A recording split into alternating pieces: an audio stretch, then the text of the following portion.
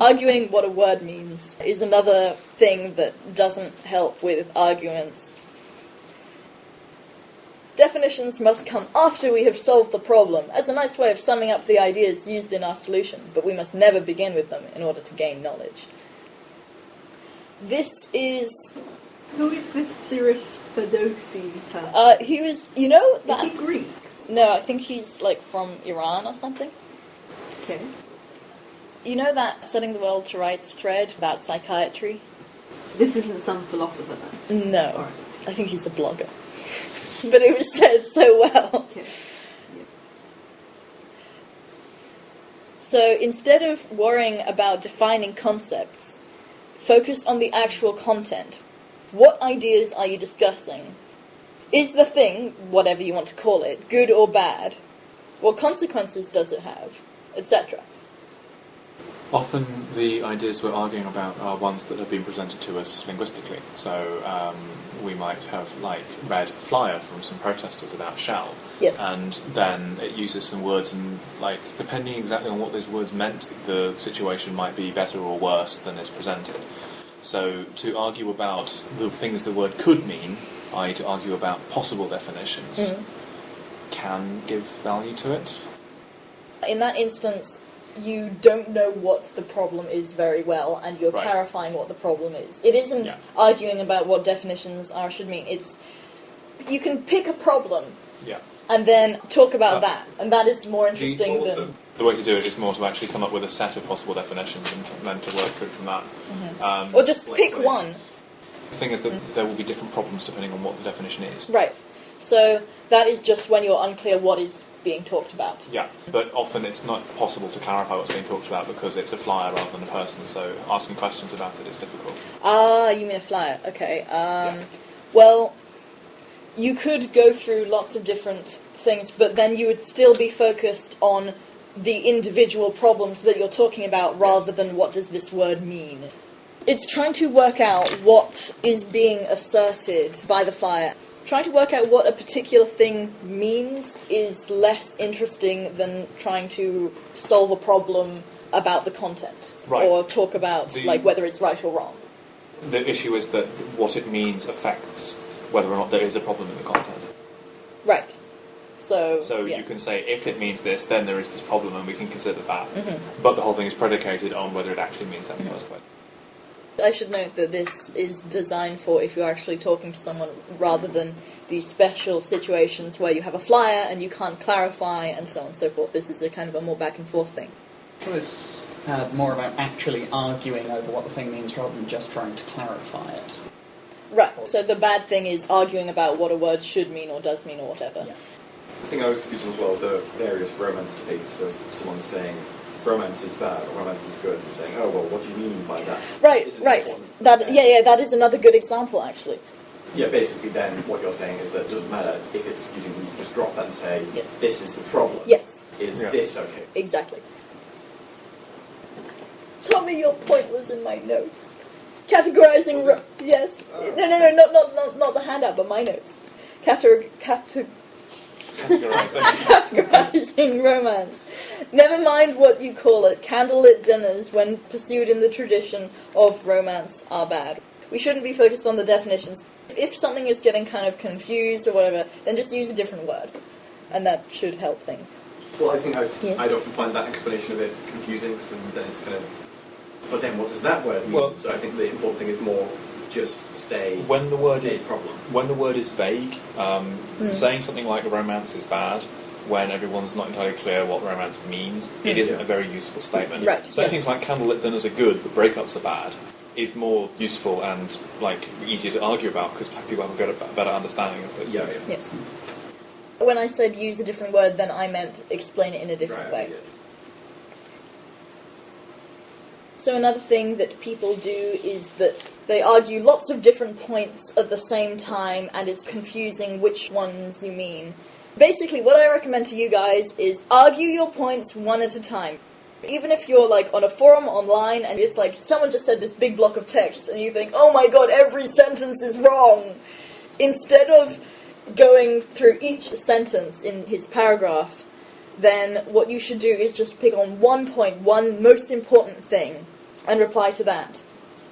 But the thing of going point by point, refuting everything, rarely progresses a debate. I mean, it's fine to do on blogs. It's great to do on blogs. Really entertaining. It's called fisking, by the way, because of this guy called Robert Fisk, who says so much bullshit that all of the bloggers had to do this point-by-point thing. But in debates, it rarely helps.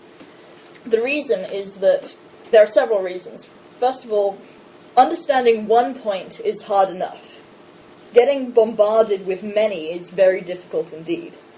Usually, the person will reply to a point you thought was least important. So you do this point-by-point thing, and then it's like, well, why are they replying to that? That's not that was in brackets! Or what they'll do is that they will reply to whatever point is easiest for them to reply to. When you're replying to people's arguments, often the other person can get annoyed, because then you might pick one of their weaker arguments rather than Yes. best. So if you try and move the conversation into a kind of a channel thing, and then you go back and forth of this thing, then you can resolve that. If that's one of their weaker arguments, then presumably you'd be able to resolve that faster, and then you can go on to the other thing. Or they can say, oh, no, actually the most important thing is this, and then you can change which point you're replying to. This also ties back into what you were saying before about the exponential growth of the number of points. That's actually the next point. So, doing this, replying one at a time, prevents this thing of having the number of threads increase rapidly in a thread.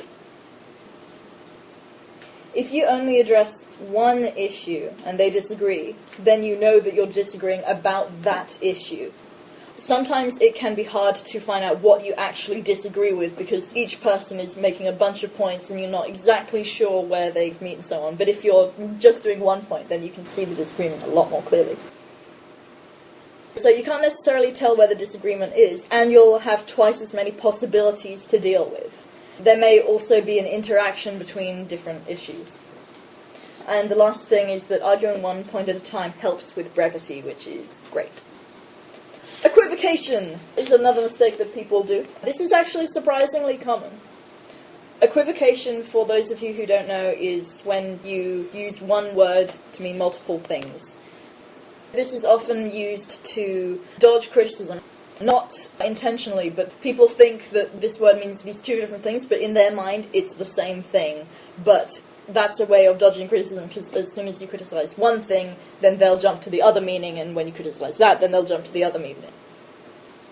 Equivocation happens when you're not really engaging with what the argument is all about, but you're only engaging with the words. Or that's when it's easy to fall into it yourself. In others, it's hard to see. It's deceptive. It can deceive you into thinking a bad argument is good.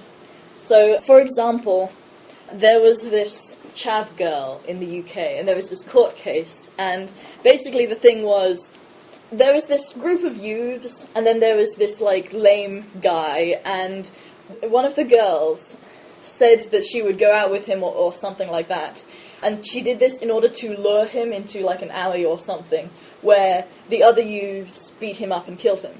Now, the court case was about whether she was guilty of assisting murder or not. And so she was saying that she just thought that they were going to rough him up, and she didn't know that they were going to actually kill him. So what happened was the judge said something like, oh, do you lie? And she's like, no, I don't lie. And then he said something like, well, come on, do you ever lie? For example, have you ever lied to a boyfriend? And she was like, yeah, well, I've lied to a boyfriend, or something like that, because, as you do. And the judge said, aha, so you're a liar. And she said, oh, well, I guess I must be, if I lie, then I'm a liar. But that is equivocating between someone who occasionally lies with someone who frequently lies who is a liar. So it's equivocating between these two things. And he got the girl to admit that she was a liar, even though that's not false, because it sounded like the same thing. I mean, so what if he was just trying to prove that she occasionally lies? No, but he was trying to prove that she lies in this circumstance of being under oath in court. Okay. Right. And because she was a chav, she didn't really know. I mean, incidentally, she deserved it because she actually did help with killing this person, anyway. And she was even if she thought they were just going to beat him up, that's still. Well, So I did you don't. say that she deserved it, and because she was a chav? Yeah, I did. I'm just saying. I thought you'd split that I'm just saying. Also, I think it was probably the prosecutor and not the judge. Whatever. I'd be kind of concerned if the judge was trying to get the witnesses to, like, confess to lying on the stand. I don't play as much Phoenix Wright as you, I'm sorry. I don't anymore either, I don't have a TS. Oh, okay. I'm sorry. That was a sensitive spot for you. Yeah. Anyway. So, as I said, it's deceptive and it can deceive you into thinking that a bad argument is good, as this example shows. Religious people are especially prone to it because they think that words are sacred, because they think that you can derive the meaning of a doctrine by looking at the words. So, what do you do when someone's equivocating? When you found out, it's relatively easy. Don't say, you're equivocating, because that's meta, bad, bad. You should just clarify by saying, Swedes, in the sense of a vegetable, are edible, but Swede in the sense of a nationality aren't. Yes. Well, first of all, they are. Second, what if you say you're equivocating and they say, oh, okay? That won't usually happen because they're equivocating for a reason. Oh. Because they don't realise that they mean these two different things. So this is why you should clarify with what the things actually are. It tends to be harder to spot the equivocating than it is to resolve it.